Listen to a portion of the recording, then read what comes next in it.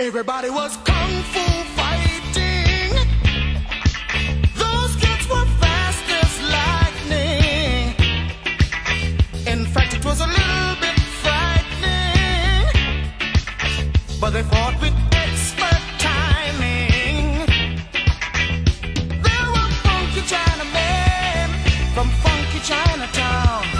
They were chopping them up, they were chopping them down. It's an ancient Chinese art, and everybody knew their part. From a fainting to a slip and a kicking from the hip, everybody was kung fu fighting. Those kids were fast as lightning. In fact, it was a little bit frightening, yeah, but they fought with expert timing. There was Funky Billy Chin and Little Sammy Chung. He said, "Here comes the big boss. Let's get it on." We took the bow and made a stand. Started swaying with the hand. Sudden motion made me skip. Now we're into a